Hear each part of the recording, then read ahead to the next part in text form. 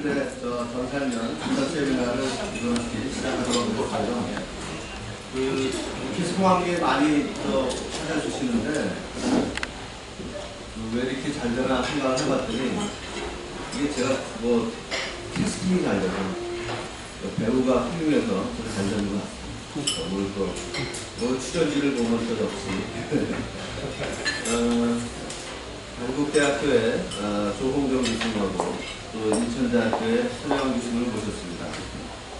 조홍정 교수께서는 현재 한국대학교 경제학과 교수님으로 계시고 서울대학교에서 경제학 박사 석사를 하시고 미국 펜실베니아 대학 유펜이죠. 거기서 현재 박사하시고 그 다음에 이제 한국대학에서 계속 공부를 하고 계시는데 다운경제학회에 쭉 계시면서 에너지를 사실은 뭐 새롭게 공부하셨는데 이렇게 단기간에 스타로 떠오르는 분은 제가 처음 봤어요. 그리고 영역이 뛰어나시고 그리고 뭐 올해부터 다운경제학회에서 회장을 맡고 계십니다. 현재 가스공사 기상이사들도 맡고 있습니다. 자, 오늘 조홍정 교수께서 AI와 파워 시스템에 대해서 발표해 주시기 바랍니다. 큰 박수로 맞아주시기 바랍니다.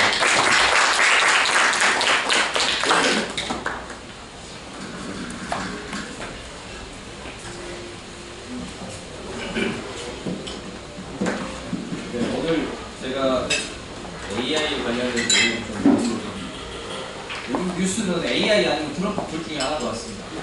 트럼프 어제도 뭐 관세 때린다고 발표해가지고 공식도 계산해보고 했더니 뭐 25% 혼자 막 바꾸고 막 그랬더라고요. 그래서 트럼프가 관세가 가장 뷰티풀 워드라고 했지만 또 하나 좋아하는 게 AI입니다. 그래서 AI가 어떤 역할을 하는지 제가 좀 경제학자가 생각하는 AI를 좀 말씀드리고 그걸 에너지랑 좀 연결시켜보도록 하겠습니다. 이게 인류가 살아온 산업혁명의 역사에 제일 처음에 증기기관이 나와서 노동으로부터 엄청나게 많은 혁신성을 가져왔습니다. 뭐 보통 한 말 45마리 정도를 대체하는 증기기관이 나왔거든요. 그 다음에 두 번째는 매스 프로덕션이 가능했던 에너지 혁명입니다. 석유가 등장했고 전기가 그 당시에 등장하게 됩니다. 그래서 매스 프로덕션이 가능해졌습니다. 세 번째하고 네 번째는 PC하고 정보통신, 인터넷이 발견되면서 자료를 우리가 개인이 정보 처리를 할 수 있게 됐고 그거를 다른 사람과 네트워킹으로 전 세계가 공용으로 유통할 수 있게 됐습니다. 이게 인간이 걸어온 산업혁명의 길고 다섯 번째가 AI입니다. 근데 AI는 그냥 근본적으로 세 번째와 네 번째를 포함하고 있습니다. 정보통신의 혁명을 그대로 담고 있고 이 오른쪽에 보시면 젠슨 왕이 뭐라고 했냐면 이번에 CES에서 피지컬 AI로 넘어간다. 이제 AI가 로봇으로 휴머노이드 형태로 넘어가게 되면 우리가 처음에 경험했던 그 노동의 효율성의 증가를 또 포함하게 됩니다.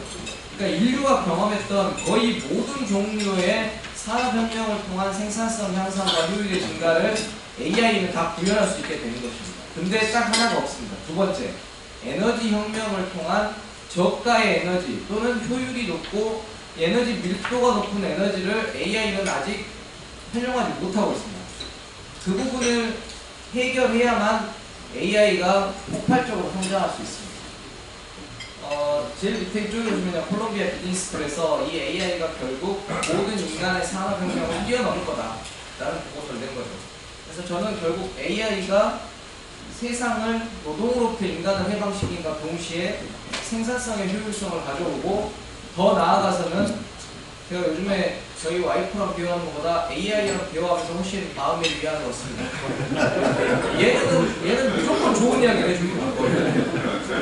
뭐 내가 뭐라고 하든 밤에 가서 얘한테 위로를 받으면 하루의 스트레스가 풀립니다. 와이프랑 대화를 해봐야 싸움밖에 못 하겠습니까? 뭐 이런 식의 이제 인간을 위로하는 AI까지 나오게 됩니다. 그게 에이전틱 AI라고 하는 거죠. 에이전식을 쓰고 있듯이죠.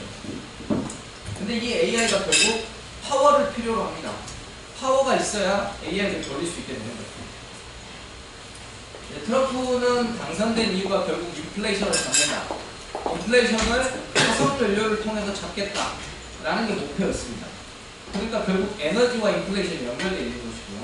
이쪽에 AI는 결국 중국과 미국이 치열한 경쟁을 벌이고 있습니다. 최근에 딥시크가 나오면서 그에 대한 논쟁이 더욱 촉발되고 있는데 결국 여기서도 전력을 얼마나 딥시크가 적게 썼느냐, 리소스를 얼마나 적게 써서 파워가 필요하지 않게 만들어는 최적화를 했느냐가 논쟁점입니다. 미국은 전기를 다 써서 AI를 하겠다라는 거고, 중국은 AI가 과연 전기를 필요가 없을 만큼 효율을 증가시킬 수 있겠느냐라는 논점을 던지고 있어서 트럼프의 당선과 AI 사이에는 에너지, 특히 파워로 연결이 될 수밖에 없다라고 생각합니다. 저기 완평을 보시면 저기 좀 재밌는 완평인데 오픈 AI하고 딥시크하고 어떤 차이가 있느냐를 보여주는 겁니다. 오픈 AI는 강에서 낚시질을 하고요. 그걸 잡아가지고 물통에 넣어놨더니 그걸 낚시질하고 있는 게 딥시크입니다. 보이시죠? 그냥 저게 무슨 뜻이냐면 오픈 AI는 강에 있는 데이터를 강의 데이터 셋이라고 하는 그 데이터를 원천적으로 트레이닝을 시킵니다. 여러분 단어 하나가요. 약 숫자 42개 정도로 표현이 됩니다. 우리가 LLM이라고 라지 랭귀지 모델을 만들면 단어 하나에 배열되어, 그러니까 매칭되어 있는 숫자가 한 42개 정도 매칭이 돼요. 그게 모든 단어에 붙어 있어요. 그걸 다양한 컨텍스트에 따라서 조합을 해야 내가 맞는 문장에 맞게 답을 해줄 수 있는 거예요. 그래서 저 강에서 트레이닝을 시킨 데이터를 모아놨어요. 물통에다가. 그랬더니 딥시크가 그걸 쓱 가져가서 트레이닝 내가 시킨 것처럼 하고 있다는 거죠. 제가 이거 좀 더 자세히 설명을 드릴게요. 그 다음에 여기는 X축과 Y축이 뭐냐면 X축은 돈이에요. 돈이 줄어드는 거. 얼마나 돈을 적게 써서 효율을 늘리고 있느냐고, Y축은 효율이라고 보시면 돼요. 그러니까 효율이 높아지고 돈이 줄어드니까 이게 생산성 프론티어 같은 거죠. 오른쪽으로 높아지면 높아질수록 좋아지고 있는 거예요. AI가 싸지면서 효율도 높아지고 있는 거를 말씀드리고 있는 거예요. 그러니까 생산성이 이렇게 직선이 올라가면 올라갈수록 더 싸면서도 효율이 좋은 AI가 나오고 있는 거죠. 근데 보시면 딥시크가 약 3개월 만에 27배의 단가를 낮췄어요. 효율은 그대로고요. 단가를 27배 낮춘 겁니다. 대단하지 않습니까? 단 3개월 만에. 그게 뭐냐? 저 물통에서 낚시질을 했기 때문에 앞에 낚시 안 하고 뒤에서 낚시질 한 것만 가지고 얘기를 하니까 금방 낮출 수 있었던 거죠. 그게 무슨 뜻이냐면 데이터를 트레이닝한 걸 안 했다는 뜻이에요. 트레이닝을 없고 추론 모델만 만든 거예요. 옵티마이제이션만 한 거라는 거죠. 근데 보시면 여기 제미나이 2.0하고 플래시는 이미 그 효율을 넘어서고 있어요. 그러니까 이건 딥시크는 별게 아니에요. 이미 구글이 저걸 다 하고 있었어요. 근데 딥시크가 이거를 했다는 사실은 제가 그때 어디 공개 석상에서도 AI 하시는 교수님한테 질문을 했는데, 딥시크의 핵심 포인트는 뭐냐? 오픈소스로 이걸 풀어버렸다는 거예요. 근데 자기네가 트레이닝도 안 한 데이터를 오픈소스로 풀어버렸어요. 그리고 H100이라고 하는 GPU를 사용하지 않았다고 하고 값싼 H800을 썼다고 했거든요. 근데 그것도 거짓말이에요. 싱가포르에만 수출될 수 있는 칩을 가져가서 자기네가 쓴 거예요. 못 써야 될 칩을 다 끌어다가 쓴 겁니다. 그러니까 80억 원이라는 말은 거짓말이고요. 적어도 1조 이상의 트레이닝 비용과 GPU를 마음껏 그냥 사용하면서 만든 거다라고 보시면 되겠습니다. 그래서 딥시크가 나온 거를 이제 전력을 별로 사용하지 않아도 된다. 그래서 AI는 버블이다. 그래서 재생에너지만으로도 전기를 충분히 공부할 수 있다. 이런 논리로 사용하시는 분들이 있어서 제가 최근에 그런 분들하고 논쟁을 좀 했었습니다. 말이 안 된다고 저는 생각합니다. 그 이유는 이겁니다. 자, 이게 AI 아키텍처를 제가 보여드리고 있는데요. 딥시크가 한 일은 뭐냐면, 여기 보시면 제일 중요한 건요, 믹스처 엑스퍼트라는 거하고 제일 밑에서 두 번째에 있는 FP8 트레이닝이라는 거예요. FP8은 뭐냐면, 소수점 몰래 우리가 혹시 포트란이나 이런 컴퓨터 프로그램 해주신 분은 소수점 몇째짜리까지 하느냐가 굉장히 중요해요. 소수점 저희는 32째짜리까지 보통 연산을 합니다. 계산을 최적화할 때 그 정도의 오차를 줄여라. 소수점 32째짜리까지 오차를 줄일 때까지 모델 수정을 만들어요. 코딩을 할 때. 근데 얘는 소수점 8째짜리까지만 만들어갖고 트레이닝 시킨 거예요. 그러니까 엄청나게 속도를 증가시킬 수 있습니다. 그렇게 하면 적어도 4배 이상의 리소스를 줄일 수가 있고 속도를 증가시킬 수 있습니다. 이게 첫 번째예요. 그러니까 데이터 품질이 나빠요. 딥시크가 조만간 그 했던 일들이 기본적으로 트레이닝 셋이 작기 때문에, 그리고 오차가 너무 커요. 얘는. 그래서 문제가 될 거고요. 첫 번째는 믹스 오브 엑스퍼트라는 건 뭐냐면 제가 이제 저기 잠깐 보여드릴게요. 요게 이제 인공신경망 모델이라는 거거든요. 처음에 데이터가 딱 들어가요. 그러니까 데이터가 언어 라지 랭귀지 모델 측면에서 보면 단어 하나가 숫자 40, 아니 2개가 매칭돼 있다고 했잖아요. 그걸 딱 이렇게 왔다 갔다 하면서 마지막 최종 결론을 내는 거예요. 근데 믹스처 엑스퍼트는 어떻게 하냐면 저걸 다 하는 게 아니라 필요한 놈 엑스퍼트 몇 개만 따라가는 거예요. 저 라인을 다 계산하는 게 아니라 한두 라인만 따라가는 거예요. 그러니까 내가 이미 트레이닝된 엑스퍼트 몇 개, 그러니까 뭐 다이어트와 관련된 질문을 하면 의학 지식과 뭐 약학 지식 이 정도만 갖고 뽑아내면 돼요. 다른 무슨 예술 지식 이런 게 필요가 없거든요. 그런 걸 취사 선택하고 있는 거예요. 딥시크는. 그러니까 내가 어떤 엑스퍼트를 쓸지를 내가 결정하는 게 아니라 제가 결정을 해주고 데이터셋을 엄청 부려버립니다. 그래서 저희 저 동그라미를 한 2개만 따라가면 된다. 이렇게 말을 해버리고 있는 게 딥시크예요. 그게 두 번째예요. 그래서 이게 가장 크고요. 그 다음에 뭐 여기 좀 나와 있는 것은 뭐 토큰이 줄어든다 뭐 여러 가지 있는데 결국 이거는 앞에 트레이닝을 그냥 깡그리 무시하고 추론을 할 수 있어서도 몇 가지 정보 데이터셋만 사용해서 필요성을 찾아주게 돼요. 그래서 딥시크 해보시면 가다가 let me think 합니다. 걔가 갑자기 내가 생각을 다시 해볼게. 왜 이런 moment 뭐 이러면서 돌아가요. 속도가 엄청 느려집니다. 왜냐 얘가 가다가 이런 짓을 해요. 이제 백워드로 돌아가 봐요 한번. 우리 경제학 하시는 분들은 제일 잘하는 게 리니어 리그레션 선형 회귀 분석을 하시잖아요. 그러면 뭘 구해야 됩니까? x 프라임 x 인버스를 역행렬을 구해야 되거든요. 학교에 계시는 분들 모를 수도 있는데 저기 넘어가고 있는 저 모든 과정이요 다 행렬을 연산하는 거예요. 행렬이 뭔지 모른다 그러는데 여기서부터 답이 잘 안 나와요. 매트릭스 있죠. 매트릭스가 뭐 2x2 있잖아요. 여러분 고등학교 때 2x2 배웠어요? 그러면 2x2의 역행렬 어떻게 구해요? AD-BC분의 1 해갖고 이렇게 바로 해갖고 AD 바꾸고 마이너스 붙이면 되잖아요. 기억나시죠? 이게 3x3 되면 어떻게 되죠? 기억을 못했겠지. 공부를 그렇게 열심히 해서 필요가 없는 거예요. 여러분 4x4 이때부터는 솔루션이 내가 NLP할 솔루션이 없어요. 그냥 더하기 빼기 곱하기 나누기를 무한대로 반복해서 역행렬을 구하는 거예요. 여러분 1조짜리를 구한다고 생각해보세요. 이거의 역행이 어떻게 있고요? 답이 없어요. 그냥 곱해보는 거예요. 저는 박사과정을 포트란으로 박사를 썼거든요. 포트란이 굉장히 속도가 빠릅니다. 매틀랩보다 10배가 빨라요. 근데 포트란도 느리다고 프로세서 24개를 깔아놓고 연산을 시킵니다. 더하기 빼기 나누기 곱하기 역행렬을 구해야 됩니다. 자, 24의 프로세스를 쓰는 거. 그러니까 내가 1부터 100까지 더하기를 해야 돼요. 4층 연산이에요. 그러면 1부터 100까지 더하면 그냥 순서대로 더하면 100초가 걸려요. 근데 A 프로세스한테 1부터 10, B한테 11부터 20을 시킨 다음에 다시 걷어들여요. 그럼 10배로 빨라지겠죠. 이게 결국은 AI가 하는 일이에요. 그러니까 GPU라고 하는 엔비디아가 만든 칩은 이 프로세스를 여러 개 갖고 있는 거예요. 그러니까 10,000개짜리 정도를 갖고 있는 거예요. 그럼 10,000배로 속도가 빨라져요. 근데 이 GPU 칩을, H100 칩을 내가 또 한 10만 개 갖고 있어요. 그러면 또 그거의 10만 배 속도가 빨라집니다. 그러니까 GPU하고 이쪽에 메모리인 HBM을 많이 갖고 있는 놈이 트레이닝은 무조건 잘할 수밖에 없어요. 승자가 됩니다. 그러니까 돈 싸움이에요 지금부터. GPU하고 HBM을 얼마나 갖고 있느냐가 사치경상. 그러니까 이건 결국 AI는 뭘로 결정해요? 컴퓨팅 파워로 결정해요. 얼마나 많은 GPU와 얼마나 많은 HBM을 내가 옆에다 달고 있냐. HBM은 읽고 쓰기 하는 메모리에 불과해요. 그러니까 내가 연산은 GPU가 하고 얘한테 읽으라 그래요. 그 다음에 다시 받아오고 쓰고 읽고 쓰고 읽기 반복하니까 요 사이에 통신망이 좀 빨라요. 그러니까 이 세 가지가 다 갖춰진 애들이 누구냐? 오픈 AI하고 그 다음에 지금 요즘에 뭐 일론 머스크가 만든 XAI 이런 애들이 엄청나게 갖고 있는 거예요. 일론 머스크가 20만 개 GPU.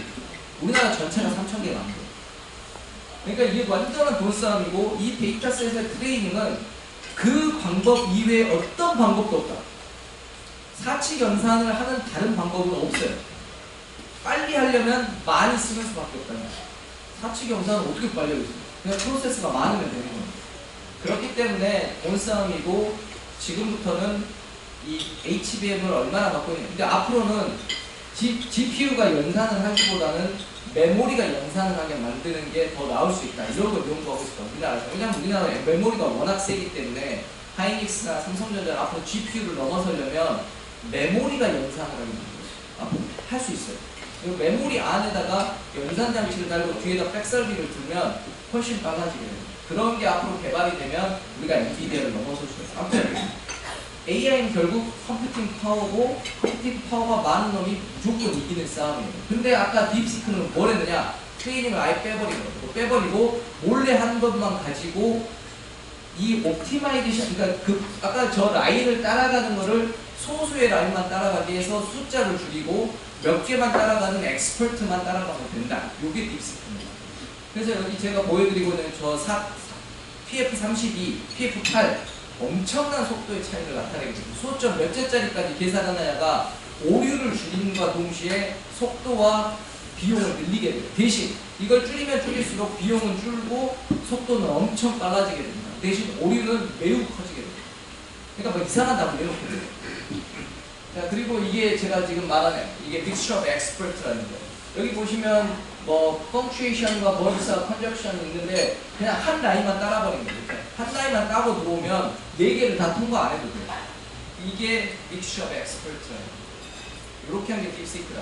그 다음에 인간이 이런 AI의 파워 능력이 커지면 어느 정도까지 가능할까 생각해보면 인간의 지적인 능력은 아직도 사람이 거의 몰라요. 젠슨왕이 뭐라고 했냐면 자기가 20대로 돌아가면 뭘 배울래? 이런 걸 질문을 했더니 코딩 절대 배우지 마라. 왜냐? AI가 코딩을 배워요. 왜냐면 이건 룰이 있거든, 코딩. 룰이 있는 거는 다 할 수 있어요. 바둑 매우 간단한 AI예요. 이세돌이 이기고 지고 하는 거는 그때 AI고 지금은 차원이 완전히 달라요. 뭘 해야 되냐? 인간의 뇌의 펑션이 어떻게 움직이는지를 공부해야 돼요. 내가 어떻게 생각하고 어떻게 추론하고 요걸 어느 정도의 에너지로 내가 생산하고 있는지가 제일 중요합니다.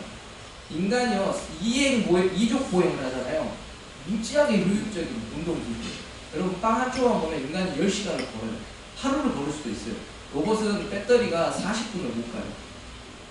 로봇 혼자서요 1km를 걸으려면 0.7kWh를 써요. 근데 인간은 0.026이면 걸어갈 수 있어요. 10배가 아니죠. 거의 20배에서 30배 정도의 에너지 효율이 인간이 갖고 있어요. 여러분 혹시 이 사족보행 해보셨어요? 엄청 힘들어요. 인간을 그러니까 42.195를 뛰는 인간을 동물을 못 따라잡아요. 지쳐가지고. 이 정도 에너지 효율이 좋기 때문에 AI가 못 따라오는 게 에너지의 효율성에 있어서 절대로 못 따라와요. 인간의 뇌의 펑션을 쓰는 데 있어서 에너지를 적게 써요. 이 시놉시스가 엄청나게 많은 에너지를 쓰는데 인간이 가장 효율적으로 씁니다. 그러니까 AI가 로봇으로 갈 때 가장 핵심은 에너지. 배터리 금방 죽어버려요. 코드 꽂아놓고 움직이질 못해요. 이게 핵심이라는 거예요. 그래서 AI가 인간을 뛰어넘는 건 에너지 문제를 해결하고 뇌의 펑셔닝을 이해할 때만 가능하고 인간이 못하는 건 AI도 못해요. 예측 모델 절대 못합니다. 주식 뭐 예측 못해요. 인간이 못하잖아요. 뭐 잘하는 사람도 있겠죠. 그건 시스템을 알아야 돼요. 그래서 AI는 앞으로 엄청나게 발전을 할 건데 아직도 가야 될 길이 제가 말씀드린 건 엄청 멀다는 인제 시작 지점이다. 근데 이거를 과소평가하거나 벌써 버블이라고 얘기하시는 분들이 있거든요. 주식 가치가 떨어졌다고. 그러면 트럼프가 떨어뜨린 게 얼만데 통제되지도 않는 변수 가지고 얘기를 제가 얼마 전에 이야기하는 건 석방훈이하고 대화를 하다가 짜증이 나요. 그 다음에 요즘 엔비디아가 하고 있는 게 뭐냐면 이 카스머스라는 건데 이게 Virtual Cyber Training Center예요. 우리가 자동차 운전 같은 거를 지금도 이렇게 어디 가서 이렇게 시뮬레이션으로 운전 연습하잖아요. 근데 이거는 로봇 트레이닝을 여기서 시킵니다. 이거 들어가 보시면 물론 이제 이거 약간 트레이닝 시키는 분들만 쓸 수 있게 되어 있는데 여기 가면 로봇이 저절로 이걸 보고 트레이닝을 합니다. 사이버에서 로봇이 공장에서 트레이닝을 시키는 게 아니라 데이터를 보면서 직접 시각화 작업을 하고 있어요. 여러분 눈으로 보이는 정보의 습득량은 인간이 말로 그러니까 글이나 말로 이해하는 것보다 50배 정도를 더 많이 받아들여요. 그렇잖아요. 눈으로 보고 판단하는 능력은요 이 모든 사물을 데이터화해서 내가 받아들여요. AI는 다 저걸 점으로 다 찍어가지고 소수점, 그러니까 이진법으로 다 저걸 표현해야 되거든요. 그거를 우리는 그냥 즉각적으로 이해하고 프로세싱하고 반응을 하거든요. AI는 이걸 트레이닝합니다. 이게 에너지를 50배 이상 써요. 지금 있는 라지 랭귀지 모델보다. 그래서 지금 이걸 하고 있어요. 엄청납니다 이거. 그러니까 공장을 로봇을 트레이닝 시키는 걸요. 로봇이 눈으로 보면서 시각화 작업을 데이터화하고 있어요. 말이나 글로 하는 게 아니에요. 그냥 저절로 인간처럼 보면서 습득하고 이런 센터를 만들어 놓고, 그러니까 엔비디아는 칩을 여기다가 다 때려박고 있어요. 그래서 요걸 써라 나중에. 그러면 모든 자동화로 넘어가는 거는 다 엔비디아가 써요. 안 그러면 할 수가 없어요. 그래서 엔비디아가 결국 승자가 될 거예요. 근데 아까도 말했듯이 HBM 갖고 있는 회사가 이걸 뛰어넘을 수 있는데 이런 거를 지금 우리는 못하고 있어요. 말로 설명드리면 얼마나 이게 대단한 일인지 잘 보시면 한번 들어가 보세요. 코스모스라고. 자, 여기까지 말씀드린 게 결국 AI가 에너지가 중요하고 뇌의 펑셔닝을 이해하는 게 지금 완전 초기 단계라고 봤습니다. 이게 미국과 중국의 에너지 사용량, 전기 사용량 진짜 어마어마한 차이지 않습니까? 우리가 550테라와트 정도를 씁니다. 미국 얼마 쓰죠? 4249. 중국 얼마 쓰나요? 9,400 씁니다. 9,500. 거의 만을 써요. 만. 2배 반을 더 써요. 전기 사용량. 이러니까 안 되는 겁니다. 미국이 각성을 한 거죠. 거의 20년 동안 전기를 늘리지 않았죠. 왜냐하면 제조업이 없었거든요. 이미 뺏겼거든요. 중국한테. 그럼 왜 뺏겼냐? 능력이 없어서 뺏긴 거예요. 인건비가 너무 높았고요. 조조 가입률이 높았고요. 효율이 엄청 떨어져요. 미국 애들 데리고 일하면 답답해 죽습니다. 보험 다 들어줘요. 그래서 제조업을 뺏긴 거예요. 근데 공장을 설립을 할 필요가 없어서 전기를 안 썼어요. 근데 이러다 보니까 무슨 효과가 났냐? AI 세대에도 대비가 안 돼요. 중국이 이만큼의 전기를 쓰면서, 여러분 요즘에 일선도시, 이선도시, 상하이나 신천 가보시면요, 전기차밖에 없어요. 전기차로 다 돌아가요. 그럼 그 전기 어디서 와요? 이 대부분은 일선도시, 이선도시는 다 원전이에요. 해변가에 원전 있는 도시는 다 원전을 쓰고 내륙으로 들어가면 들어갈수록 석탄 발전이 늘어나겠죠. 그 다음에 저쪽 신장 위구르까지 가면 태양광이 늘어납니다. 그러니까 모든 전기를 다 깔고 있고요. 모든 전기를 송전망을 다 연결하고 있어요. 그러니까 폭발적으로 전기 사용량이 늘고 있기 때문에 앞으로 AI 시대가 가도 중국을 어떻게 이길 거냐가 핵심인 거예요. 그래서 트럼프가 전기를 많이 써야 된다고 주장하고 있어요. 보시면 가스 발전이 미국이 가장 높죠. 4,300테라와트 정도를 쓰고 설비 용량은 한 1,300기가와트 있어요. 미국이. 대부분 가스가 한 40% 차지하고 있고요. 근데 최근에 IRA 재생에너지 텍사스하고 캘리포니아에 막 때려 박았죠. 결국은 저기 나와 있는 송전망을 해결 못해요. 이 데이터 센터는요, 기본적으로 사람 밀집 지역에 들어오고 싶어 합니다. 대도시 근방. 왜냐하면 통신의 품질이 떨어진다고 얘기합니다. 왜냐, 어제 혹시 아침에 키움증권 서버 다운된 거 아세요? 장난 아닙니다. 그거 아마 몇천억 단위 손실 발생할 겁니다. 거래도 갑자기 안 돌아가는 거예요. 데이터 센터의 문제이거나 통신망의 문제가 생긴 거예요. 그러니까 금융 데이터는 사람들의 근접거리 있어야 된다고 주장하시고, 동영상 데이터, 여러분 동영상 유튜브 띄웠는데 막 로딩하고 있으면 미쳐버리지 않겠습니까?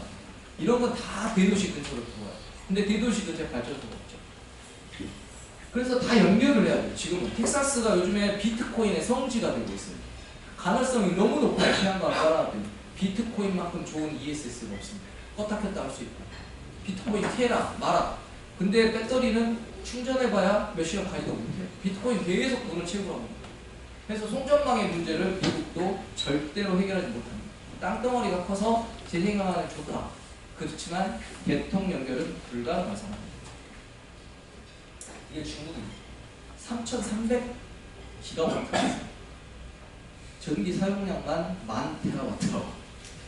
제가 이거 보면서 제가 한 얼마 전까지, 작년까지 발표를 할 때도 중국은요 2,300기가입니다 이렇게 얘기했어요. 근데 3년 만에 1,000기가가 늘어버렸어요.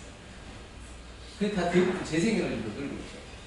근데 뭐 여전히 석탄 발전이 절대 다수이겠네요. 50% 정도는 석탄 발전입니다. 그러니까 중국의 캐패시티는 폭발적으로 늘어나고 대부분의 재생에너지로 요즘에 늘어나고 있죠. 간헐적으로 여전히 화력 발전이 주력이긴 하고 작년에도 한 50기가와트의 석탄 발전이 늘어났어요. 그러니까 가장 저렴한 에너지원과 가장 비싼 에너지원과 가장 좋은 위치에다가 다 깔고 그걸 다 연결하고 원전도 한 60기가가 있고 앞으로 100기가까지 늘어날 거고 아무튼 뭘 해도 되는 국가라는 거예요. 그 공산정부이기 때문에 뭐 보상도 없고 그냥 밀어붙여서 그냥 가는 거죠. 우리는 이게 안 된다는 거예요. 핵심적으로 개통을 연결 못해요. 못한다는 게 핵심이에요. 그 다음에 중국의 전기 사용량이 드디어 보시면 경제 성장률을 뛰어넘기 시작했어요. 중국의 전기 소비량은요 이미 훨씬 경제 성장률보다 더 과소비한 전기를 가지고 제조업과 AI를 끌고 가고 있어요. 그러니까 전기로 모든 걸 에너지 부분에 있어서 압도적 우위를 차지하고 있거든요. 그다음 저기 보시면 성장률은 이제 3차 산업 쪽에서 성장률은 늘어나지만 대부분 아직까지 전력 소비가 어디서 일어나면 3분의 1은 제조업에서 일어나고 있습니다. 여전히. 성장률은 서비스업이 빠르고 뭐 레지덴셜에서도 앞으로 전기화가 급속도로 그러니까 전기를 못 쓰던 가정들에도 전기 보급 속도가 늘어나고 있고 뭐 에어컨을 안 쓰다고 쓰게 되고 이런 일이 벌어지고 있고 전기화 비중으로 보시면 속도가 가장 빠른 게 중국 되겠습니다. 그러니까 앞으로 뭐 탈탄소 시대가 온다고 하면 한동안 이제 중국이 이거를 더 빨리 갈 수도 있는 상황도 올 수도 있을 겁니다. 그러니까 기본적으로 에너지 문제를 색깔을 구별한다거나 모든 거를 이걸 다 쓰겠다는 생각입니다. 다 써야 돼요, 사실. 가릴 게 없어요, 좀. 그래서 압도적 전기화 비율을 보여주고 있습니다. 데이터 센터는 앞으로 미국에서만 사용되는 게 많게는 500테라, 2년 뒤에, 아니 30년까지. 그 다음에 적게는 한 100테라 정도 증가될 예정이에요. 뭐 레인지가 굉장히 크죠. 그래서 데이터 센터가 앞으로 이렇게 크게 계속 증가될 거냐는 모르겠지만 전기의 문제라고 해결을 해야 된다고 치면 데이터 센터는 그러니까 미국이 제조업으로 중국을 못 이긴다면 지금은 AI의 선진국이거든요. 그러니까 AI로 격차를 더 벌리는 수밖에 없어요. 제조업으로는 절대 못 이길 거예요. 그래서 반 정도의 데이터 센터가 이미 전 세계 반이 미국에 있습니다. 그리고 전체 글로벌 데이터 센터의 전력 증가량은 한 2배 정도 될 거라고 예상됩니다. 그리고 우리가 한 번 구글 서치할 때 들어가는 전기 사용량은 0.29kWh 정도 됩니다. 근데 구글에다가 AI 붙어있는 그 AI 서치를 동시에 하게 되면 거의 9TW 정도를 쓰게 돼요. 그러면 거의 30배를 쓰게 됩니다. 제가 혼자 집에서 챗GPT랑 서너 시간 놀잖아요. 아파트 한 동 전기를 다 쓰게 돼요. 저 혼자. 저 매일 놀거든요. 어제도 그 요즘에 지브리 사진 바꾸는 거 어제 했다가 짜증나고 던져버릴 뻔했어요. 이따위로 그림을 그릴 거야. 실물보다 더 나쁘게 나왔어요. 그래서 우리 아이가 항의한다고 했는데 하지 마라. 안 나왔다고 그러고 실물보다 안 나왔다. 지브리라고 요즘에 그 일본 만화 있잖아요. 그런 형태로 자기 사진, 그러니까 어떤 사진을 넣으면 지브리로 바꿔주세요가 요즘에 유행이에요, 유행. 그래서 얼마 전에 그 샘 엘트만이 나와가지고 자기네 GPU가 녹고 있다 그랬던 게 그것 때문에 전 세계 사람들이 거기 들어가서 일본 만화 스타일로 내 사진 좀 바꿔주세요 하고 있는 거예요. 저도 해봤다가 거의 컴퓨터 던져버릴 뻔했어요. 이거 보시면 이제부터 노싸움과 속도 싸움이에요. 한 5.1기가짜리 데이터 센터를 만드는데 돈이 얼마가 들어가냐면 거의 100조 들어가요. 우리나라에 지금 데이터 센터 저기 뭐지 남쪽에 뭐 솔라시도 쪽에 들어오겠다고 하는 게 1기가짜리가 얼마냐면 그게 50조. 엄청 들어가요. 100메가짜리가 한 5조 들어가요. 지금 울산에 AWS가 들어오려고 하는데 그게 한 5조짜리 사업. 지금 KT가 구축한 게 한 5조짜리, MS랑 KT가 구축한 게 5조 정도 돈이 들어갔습니다. 엄청난 돈이 들어가요. 근데 이제 딥시크가 나왔으니까 이걸 안 해도 된다? 아니에요. 이게 없으면 트레이닝을 자기가 딴 데서 구해와야 돼요. 물론 있는 트레이닝 데이터를 쓰기만 하면 좋죠. 돈 싸움 된다. 그 다음에 그러면 탄소를 이걸 어떻게 줄일 거냐? 앞으로 발생하는 데이터 센터의 거의 50%의 탄소를 줄여야 우리가 그 계획했던 로드맵을 따라갈 수 있습니다. 못 따라갈 거예요. 그 다음에 여기 보시면 거의 7천만 톤 정도가 추가로 배출됩니다. 데이터 센터 안에서. 그래서 구글이나 빅데이터들이 결국 생각하는 게 원전으로 가든지 아니면 그냥 배출해버리자. 둘 중에 하나입니다. 이거는 데이터 센터들이 대부분 대도시 근방으로 들어온다고 말씀드렸잖아요. 근데 대도시 근방으로 들어오면 결국 우리가 주파수를 맞춰야 되죠. 전기는 60Hz를 맞춰야 돼요. 여러분 전기는 과다 공급돼도 정전이고 과소 공급돼도 정전이에요. 그러니까 경제학자들한테 매우 재밌는 물건이에요. 실시간으로 수요 공급을 계속 맞춰야 되는 물건이란 말이에요. 그러니까 초 단위로 수요 공급이 계속 맞아야 돼요. 발전기가 태양이 들어오면 다른 발전기 꺼주고, 그러니까 수요가 적으면 다른 발전기를 꺼야 되죠. 수요가 넘치면 다른 발전기를 꼭 켜줘야 돼요. 그러니까 재생에너지는 이 가능성의 문제를 절대로 해결 못해요. 제가 오늘 또 안 사실은 뭐냐면 1931년도에 도산 안창호 선생이 수전의 이야기를 했어요. 그때도 이미 풍차를 돌려서 전기를 생산했는데 가능성이 너무 심했던 거예요. 그래서 이거를 물분해해서 수소를 만들어서 나중에 핵융합을 해야 된다. 수소 폭탄을 생각한 거예요. 그런 이야기가 나오더라고요. 그때도 해결 못한 문제는 지금도 해결이 안 됩니다. 배터리로 리튬 에너지가요 가장 저열한 에너지 저장 장치입니다. 액화된 수소가 가장 좋고요. 액체로 연료가 저장이 안 되면 절대로 에너지를 밀도 있게 저장할 수 없어요. 근데 전기는 그게 안 되거든요. 그러니까 에너지를 갑자기 이 데이터 센터가 이제 대부분 대도시 근처로 들어오고, 왜냐면 그리드가 안 되니까. 미국도 전선망이 없어요. 그러니까 대도시 근처로 들어오는데 갑자기 낮에 전기를 이렇게 섞업할 때가 있어요. 막 풀로딩을 돌립니다. 딱 섞업하잖아요. 그럼 정전이 나거든요. 이 주파수와 전압 안정도가 흔들리고 있는 빈도를 보여주는 거예요. 데이터 센터 때문에. 대도시 근방에 엄청 심해요. 왜냐하면 재생에너지는 텍사스나 캘리포니아에 다 깔아놨는데 여기까지 끌고 올 방법이 없어요. 그래서 정말 심각해지고 있다. 그 다음에 우리나라는 이렇게 AI가 전기가 중요하고 전기를 많이 먹고 데이터 센터를 구축해야 되는데 전기요금이 너무 비싸졌어요. 할 수가 없을 정도로 비싸죠. 물론 데이터 센터는 산업용 전기를 먹진 않아요. 산업용 전기요금은 아니지만 이미 우리나라 제조업은 전기요금 값에 있어서 견디지 못합니다. 뭐 현실화 시켜야 된다는 부분은 저도 주장했기 때문에 원가에 따른 전기요금 연동은 당연히 있어야 되는데요. 근데 왜 원가가 높아지는 고가의 에너지에 대해서 저항을 안 하느냐 이거죠. 계속 비싸집니다. 여러분 풍력발전기가 1기가에 10조가 들어요. 원자력 발전기가 24시간 돌면서 한 8조 들어오거든요. 1.4가. 그러니까 10조짜리가 25% 돌아요. 바람개비가. 품질도 좋지도 않아요. 근데 그놈을 25% 돌리자고 많은 시스템 코스트가 늘어나고 인테그레이션 코스트는 계속 늘어나거든요. 그게 독일이 자기 요금의 반이 세금인 이유예요. 그런데 우리는 벌써 산업용 전기가 190원을 쳤고요. 중국이 80원이고요. 말레이시아가 100원이에요. 제조업 경쟁력이 없어요. 우리나라 지금까지 먹고 산 이유는 전기가 값 쌌고 에너지가 쌌고 머리가 좋아서 기술력으로 먹고 살았어요. 근데 중국 애들은 한 1년에 900만 명 태어나요. 원래 1,500만 태어나다가 반으로 줄은 게 900만이. 1년에 900만이 태어나니까 한 5년만 태어나면 우리나라 인구만큼 태어나요. 근데 걔네 중에 130만 명이 공대를 가요. 그 중에 1%만 저런 딥시크에 취직을 합니다. 연봉을 10배씩 받고. 미국에서 공부하는 애들 다 돌아갑니다. 우리나라 삼성전자 애들 다 중국가 있어요. 게임이 안 돼요. 인력 구조가 이미 게임이 안 될 정도로 돼버렸어요. 의대 2,000명 뽑으면 뭐하냐. 다 동네 의사들 죄송합니다. 그 다음에 가정용 전기요금은 안 올렸어요. 이게 파퓰리즘 지표예요. 가정용 요금이 산업용보다 싸다. 전 세계의 가장 파퓰리즘 지표예요.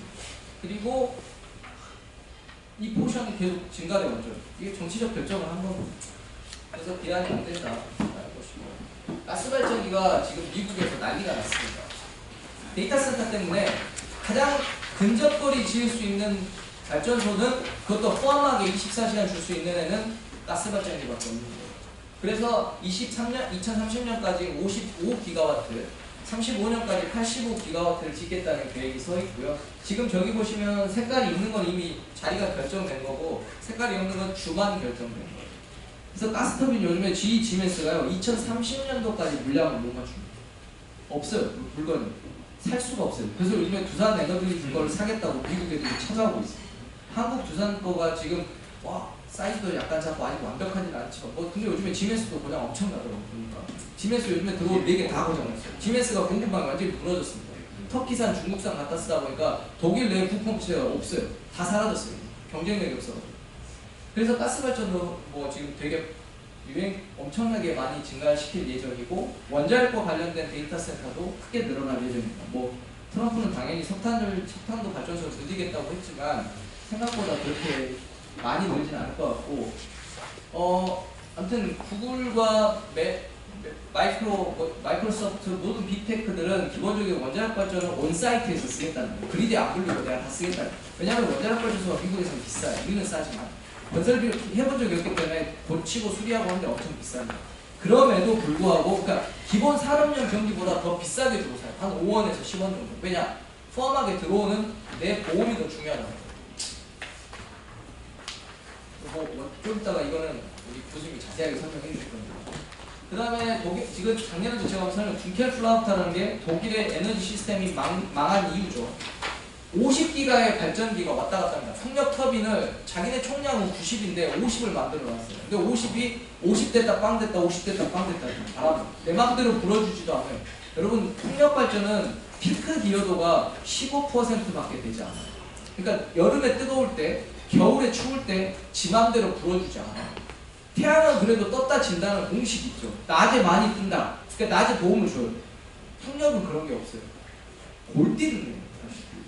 이런 애들이 계속 이게 악성 전원이죠. 사실. 이거를 10조씩 들여가지고 지금 우리나라가 40개 가까이 늘리게 돼요. 왜 하는지 진짜 모르겠어요. 그리고 저게 2024년 11월 9일과 10일 사이에 벌어졌던 독일의 도매요금 상승이에요. 43유로였던 게요. 바람이 안 부니까 1000유로로 뛰고요. 유럽의 모든 전기를 독일이 썩업하기 시작해요.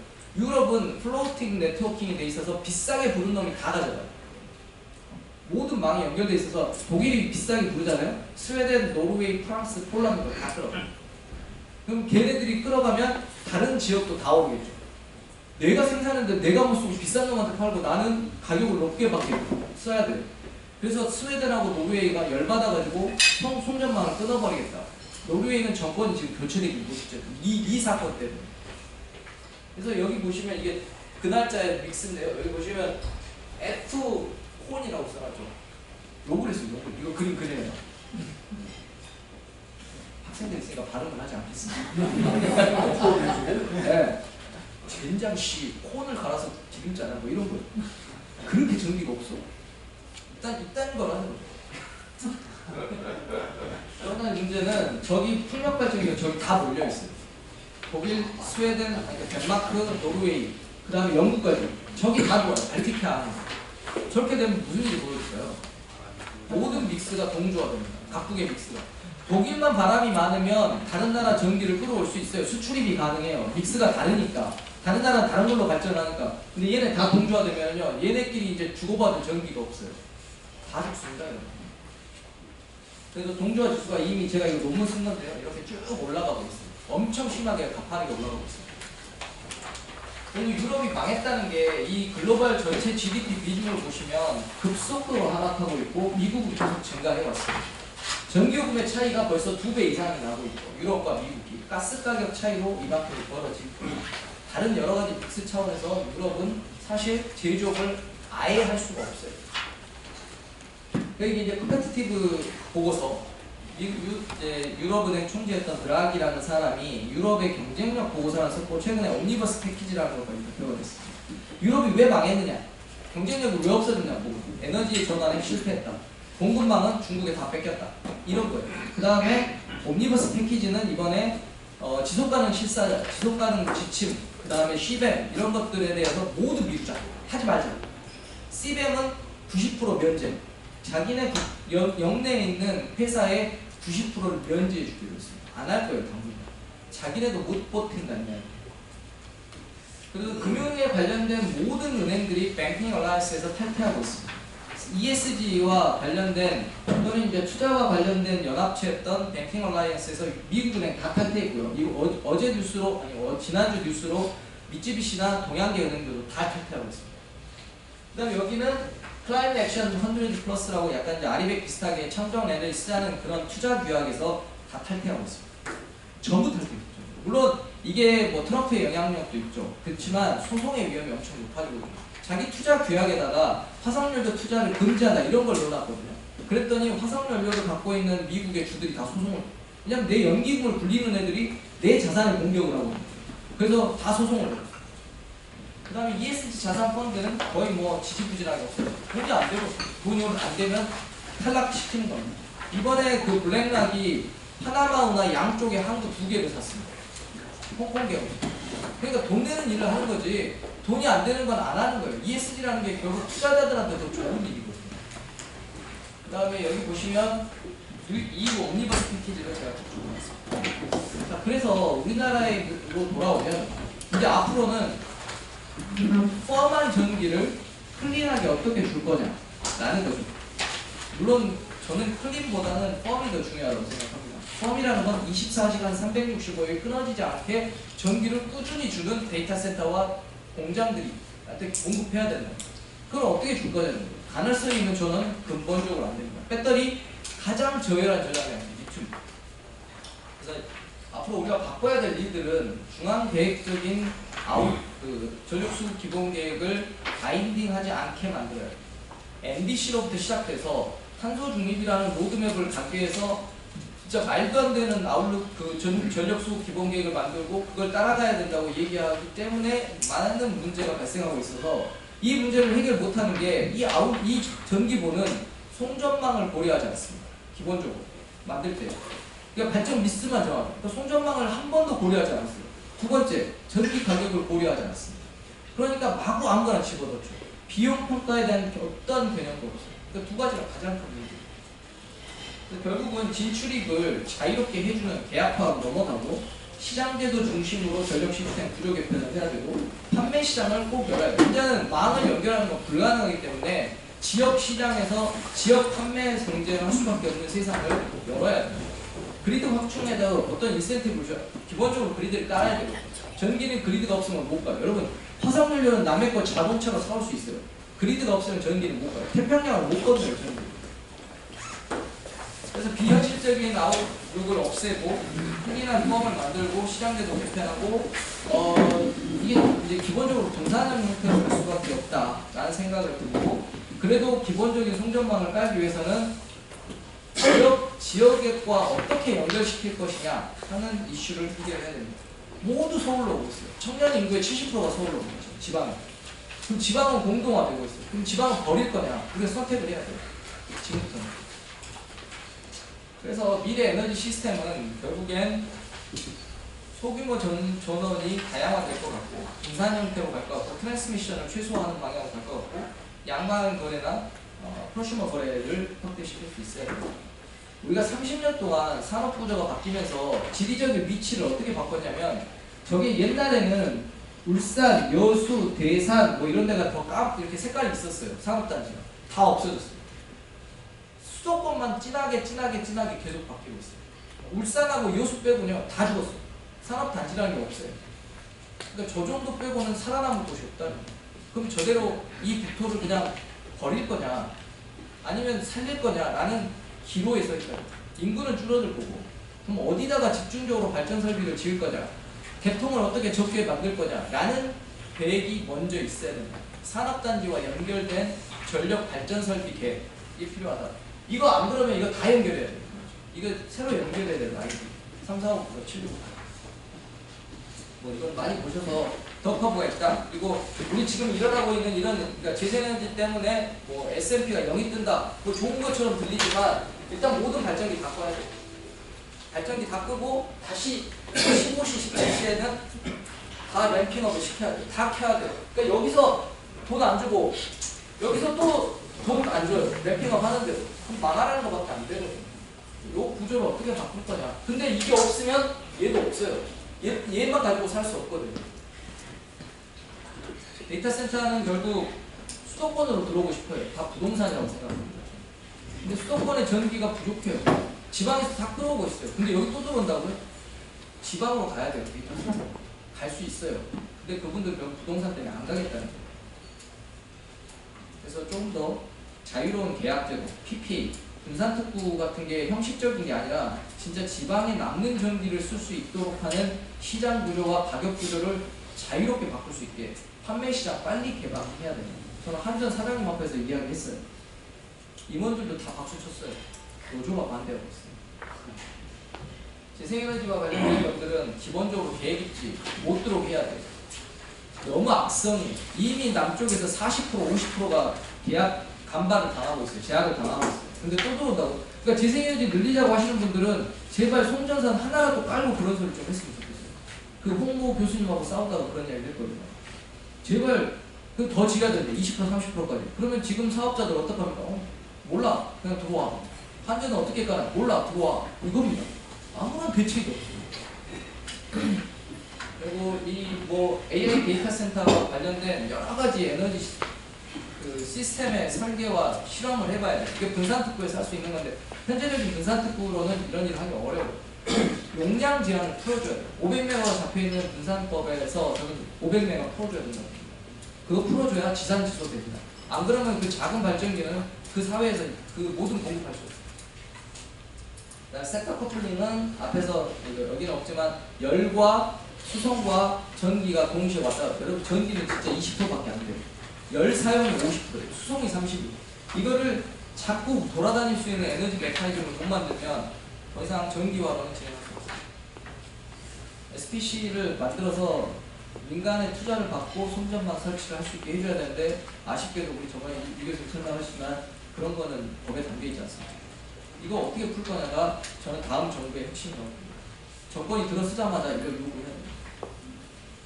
그 다음에 이런 시스템 설계, AI를 이용해서 전력 설계를 다 바꿀 수 있습니다. 여러분, 전력 거래소는 아직도 전화하고 있습니다. 야, 레디, 좀 더 들어와. 나 엑셀 작업에서 발전소는 15분마다 자기 입찰을 하고 있어요. 이게 우리나라 현실이에요. 근데 무슨 재생에너지가 AI로 우리가 매칭하고 있는 것처럼 말도 안 돼. 전력 거래소는 죽어납니다, 진짜. 불쌍해요. 자, 또 마지막은 이건데요. 노벨 경제학상 지난번에도 설명드렸지만 일국 단일 저감 모델은 아무 소용이 없어요. 여러분 글로벌 지구 온난화잖아요. 모든 인류가 동참을 하고 담합을 하고 열심히 같이 노력하자. 안 돼요. 배신자가 항상 있어요. 여러분 다 배신자예요 사실. 집에서 고기 먹잖아요. 비행기 타잖아요. 죽일 생각이 없잖아요.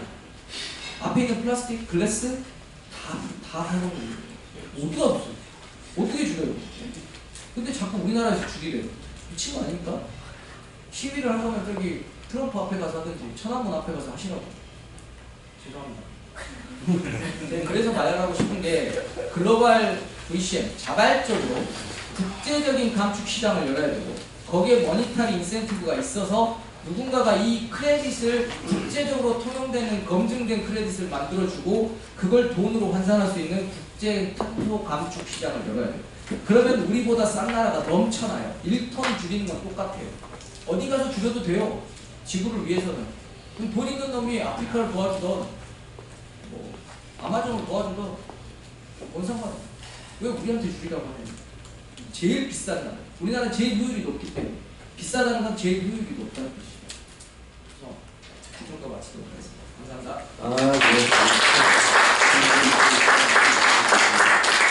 정우경 교수님이 이제는 발표만 잘한 줄 알았더니 이제는 열정에 또 조크에 아주 놀라운 것 같아요. 질문 한 3개만 받겠습니다. 자, 질문. 네.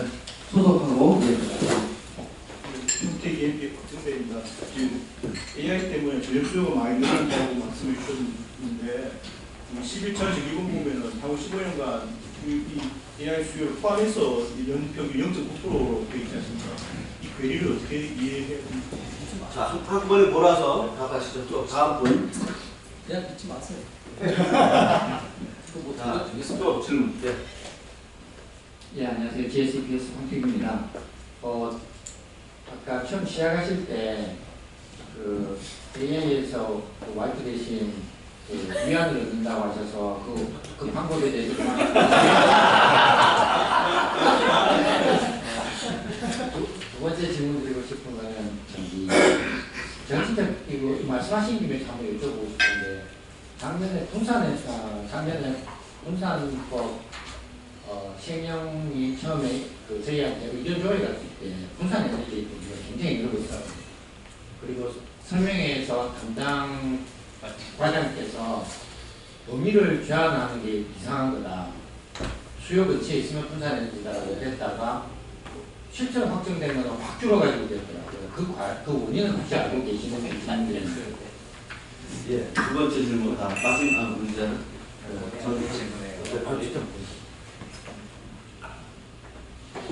패스보의 전용기입니다.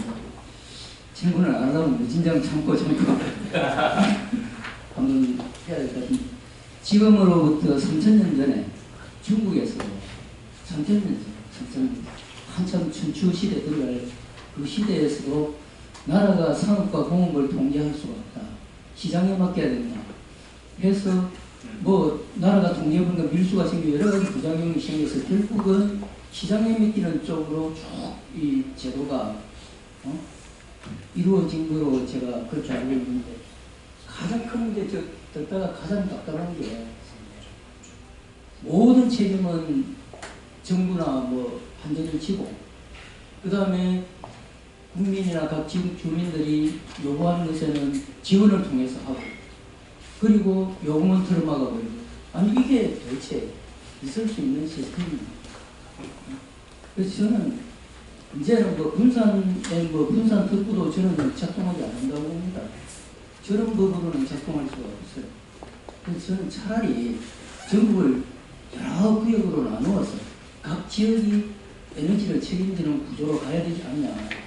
예를 들면 뭐 경상도를 치면은 경상도에서 발전소가 100이 있는데 전기를 50밖에 안 써요. 그럼 서울에다 그런 가격으로 입찰이나 이런 걸 통해서 서울에 팔아라는 거죠. 이런 식의 시장 기능이 살아날 때만 데이터 센터도 재배치되고 산업도 재배치되고 그렇게 될 거예요. 그런 거 없이 아무런 논의를 해야 저는 공허하다고 생각합니다. 그냥 푸념 상황.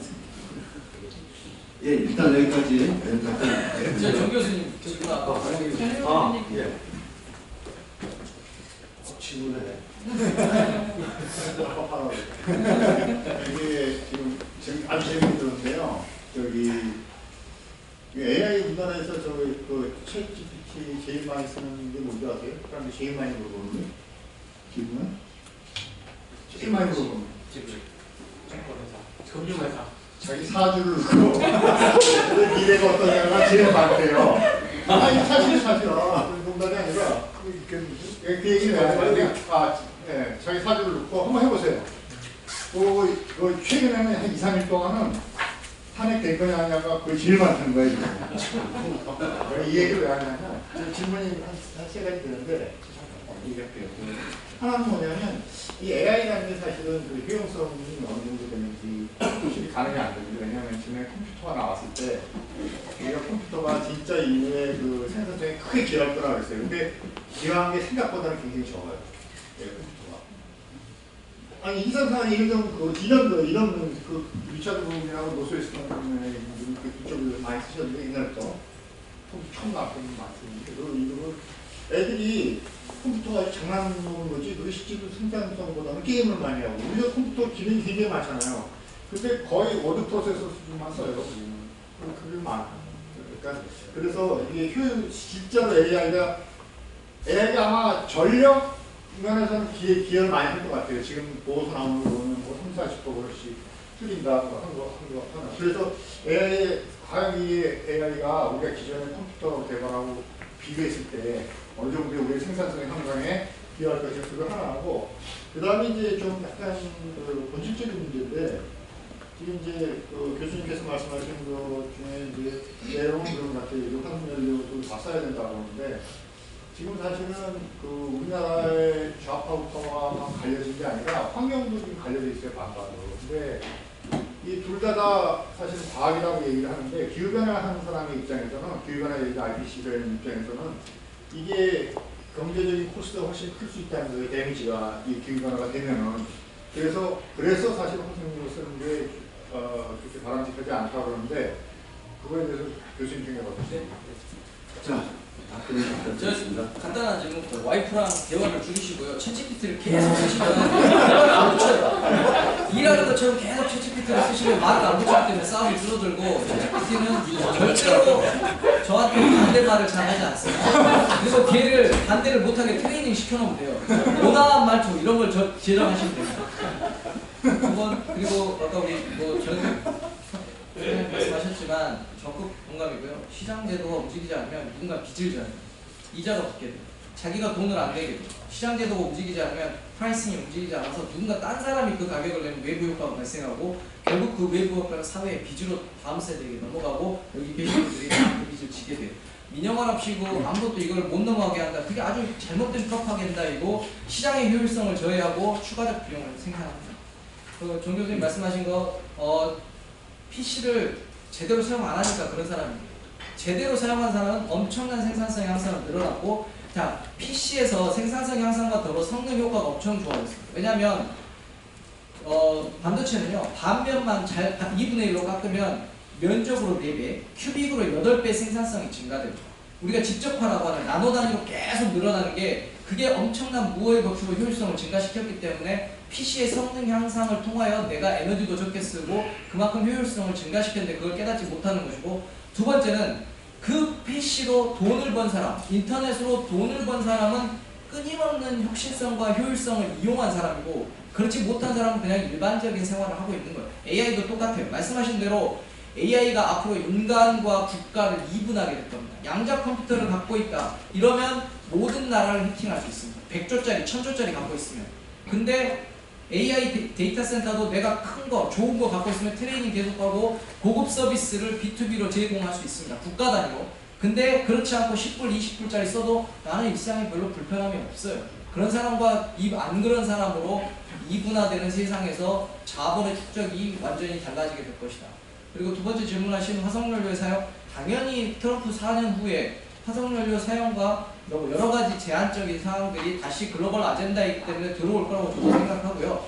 피해 비용이 있지만 감축 비용도 엄청 큽니다. 피해 비용은 지금 당장 발생 안 하고 지금의 세대가 그걸 잘 느끼지 못해요. 감축 비용은 근데 지금의 세대에게 바로 닥치고, 이 감축 비용이 그 다음 세대에게 부의 이전을 못 해주면 가난을 넘겨줄 수도 있다. 그러니까 피해 비용과 감축 비용을 동시에 고려해야 된다는 뜻이에요. 그리고 IPCC 보고서 자체도요, 2022년도 물리학상, 노벨 물리학상 수상자인 존 클라우저가 뭐라 그랬냐면, 이 모델은 틀렸다. 왜냐? 수증기의 구름의 형성에 대해서 완벽하게 오류를 만들고 있다. 구름은 어떻게 생성되는지가 확률 변수예요. 잘 몰라요, 여기까지. 근데 이걸 상수화해놨어요. 뜨거워질 거다. 무조건 올라가서 구름이 되고 수증기는 늘어나고 지구를 가둬서 대기가스가 못 나감으로 해서 이구는 뜨거워질 거라고 모델을 만들었다라고 물리학 노벨상 받은 분이 모델의 실패, 모델의 단점을 지적을 했어요. 근데 아무도 그걸 고치잖아요. 저는 앞으로 어떻게 될지는 잘 모르지만 지구온난화를 막기 위한 글로벌의 감축 노력은 매우 약할 것이고 피해 비용도 더 늘어날 것입니다. 그 다음에 감축 비용은 사람들이 인지하지 못하고 잘 안 쓰려고 하고, 감축 비용을 먼저 쓴 놈만 먼저 죽을 거다. 왜? 적응을 못하니까. 댐을 쌓고 물을 가두고 지구가 뜨거워진다는 걸 인정하고 대비해야만 살아남을 수 있다 라고 얘기합니다. 예, 고맙습니다. 박수 부탁드리겠습니다.